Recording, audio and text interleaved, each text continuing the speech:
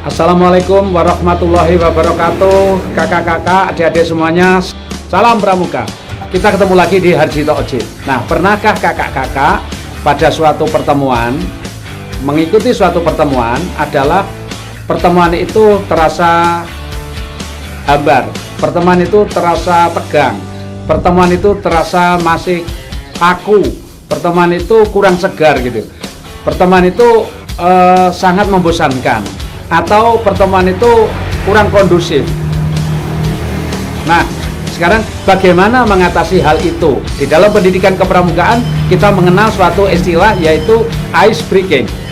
Nah, ice breaking diartikan sebagai suatu kegiatan kecil untuk mencarikan suasana kembali, agar suasana itu menjadi fresh, agar suasana itu bisa menjadi fokus, agar suasana itu bisa kondusif.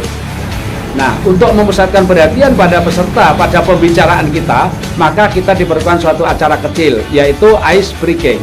Nah, pertanyaannya adalah, kira-kira ice breaking itu digunakan kapan? Di awal pertemuan, di tengah-tengah pertemuan, atau di akhir suatu pertemuan? Nah, pertanyaan yang kedua adalah, ice breaking apa yang cocok untuk kegiatan kita ini? Nah, bagaimana cara memilih ice breaking itu? Untuk itu, ayo kita ikuti video berikut ini. Namun bagi yang belum subscribe, segera subscribe agar bisa mengikuti perkembangan video-video kami berikutnya. Kemudian yang belum share, segera share ke teman-teman kita sebanyak-banyaknya. Siapa tahu video ini sangat bermanfaat buat teman-teman di luar sana. Mungkin bagi kita memang nggak berguna, tapi bagi mereka mungkin sangat dinantikan. Kemudian berikan like dan komen positif. Yuk kita ikuti, tetap di Harjito Ojin Channel.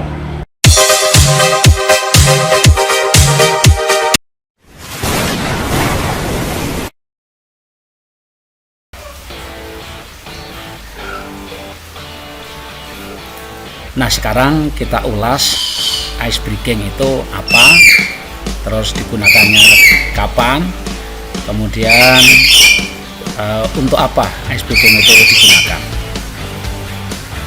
Ice breaking adalah aktivitas kecil memecah suatu kebekuan atau mencarikan suasana dalam suatu acara. Nah, mengapa kita perlu ice breaking? Sekali lagi pertanyaan ini sering ditanyakan, mengapa kita perlu ice breaking? Yaitu yang pertama adalah karena adanya situasi yang baru, satu sama lain belum mengenal.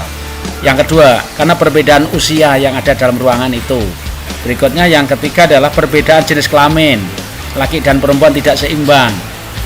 Terus perbedaan status sosial, perbedaan sosial budaya serta yang lainnya, sehingga suasana di dalam ruangan itu terasa kaku, terasa tidak mencair, ya. Terasa tidak fresh begitu. Nah, apa manfaat ice breaking?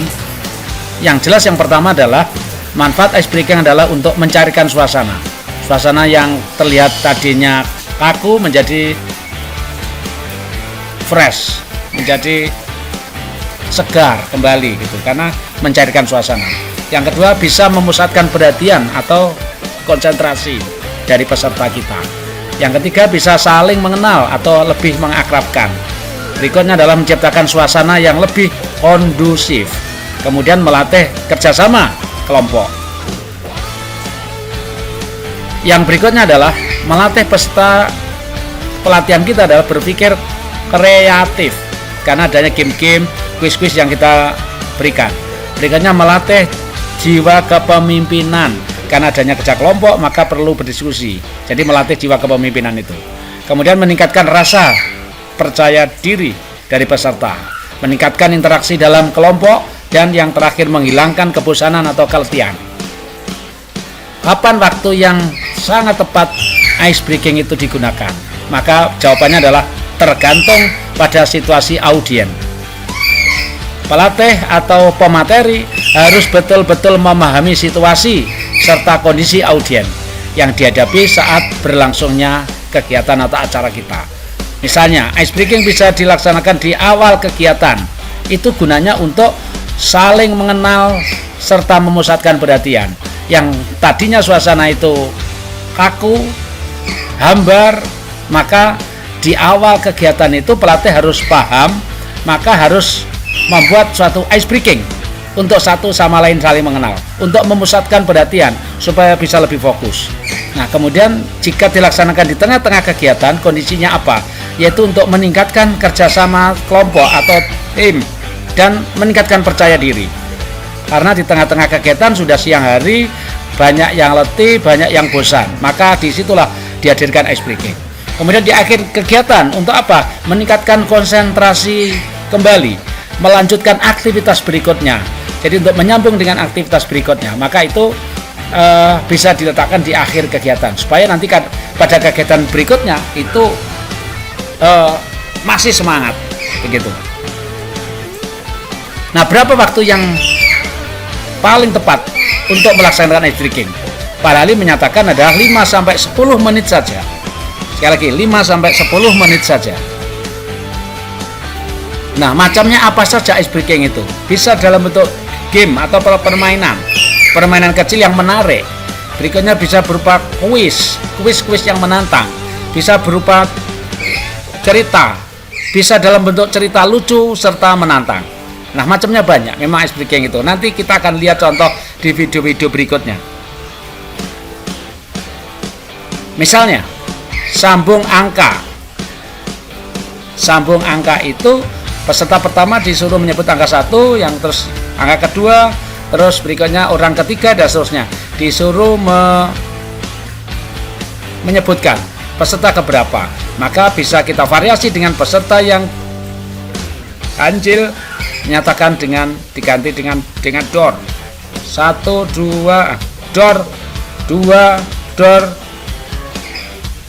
4, door serta yang lainnya. Itu namanya sambung angka. Berikutnya, lakukan apa yang saya katakan. Jadi kita menggerakkan tangan, mereka disuruh menirukan, lakukan apa yang saya katakan. Tapi bukan menirukan gerakan, tapi melakukan apa yang kita katakan. Kemudian bisa juga macam yang ketiga, tebak lagu. Berikutnya lagi tebak gambar.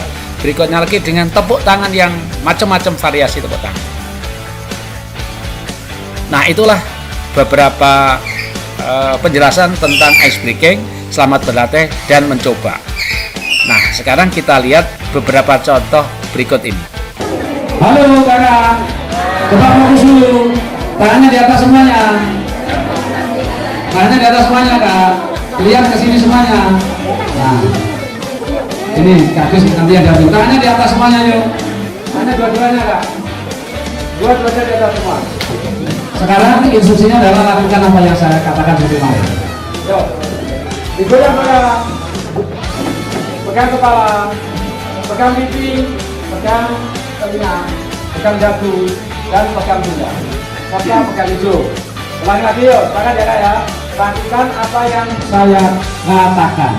Yuk, pegang pundak, pegang hidung, pegang pipi, pegang dagu. Hampir ini. Ulang lagi ya. Ulang lagi, fokus ya. Baik. Pegang pundak, pegang pipi, pegang dagu, pegang kepala. Nah, selalu kepalanya dari sini. Baik, tepuk tangan kita semuanya. Baik. Sudah tahu? Ya. This one. Itu. Fitri.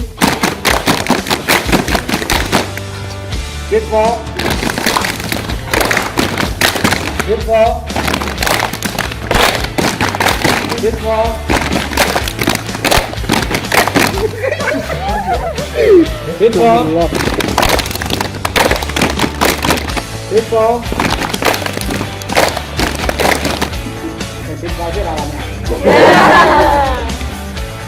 Supaya menghubungkan ke 9 titik tadi.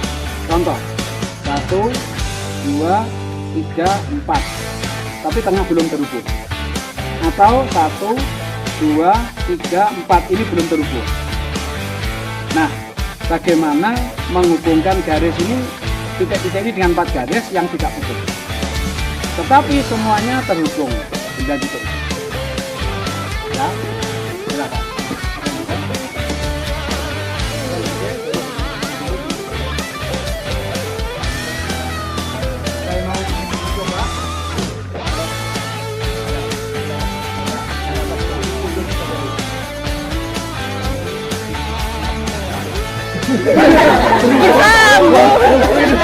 Nah, itu masih terputus-putus.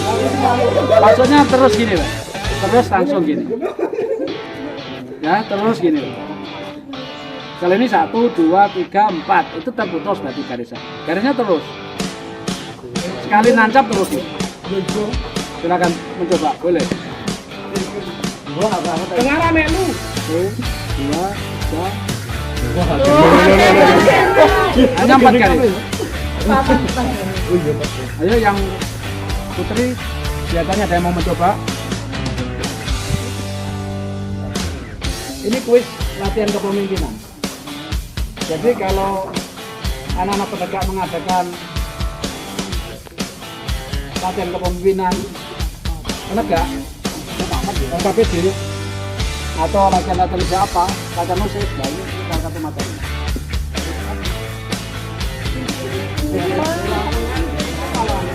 2, 3, 4.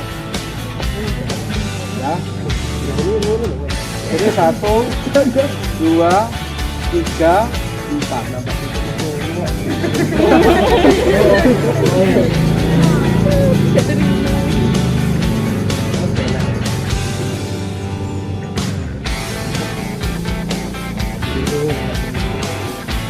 Adik-adik tadi hanya berkutat di sini saja, ya, hanya berkutat di segi 4 ini, nggak mau keluar dari sini. Artinya adik-adik sebagai calon pemimpin, Gantara itu calon tenaga pembangunan bangsa.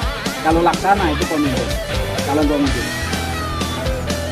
Kalau kita dari sini terus ke sini, keluar dikit saja, melihat di sini ada garis yang bisa ditulis, keluar dari, melihat lagi di sini. Artinya apa? Kita harus berani keluar dari zona aman kita, keluar dari berpikir normal. Coba berpikir nggak pakai normal sedikit, jadi setengah gila gitu. Itu menurut lagi setengah gila dalam hal positif. Kalau kakak adik-adik hanya berpikir di sini tak mandek, di sini mandek, nggak akan ada inovasi. Apa atau arti itu harganya ini yang saya update ini namanya inovasi.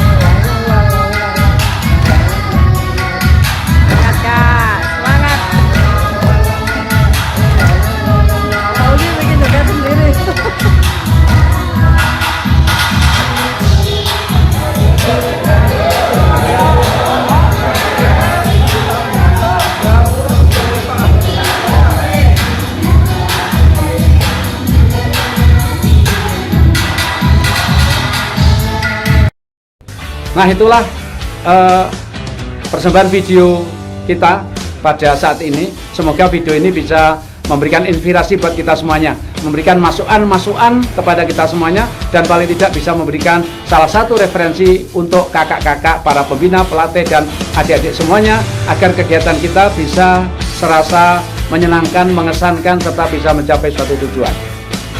Saya tetap di Hardito Ojit.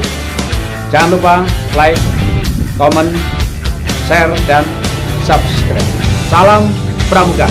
Wassalamualaikum warahmatullahi wabarakatuh.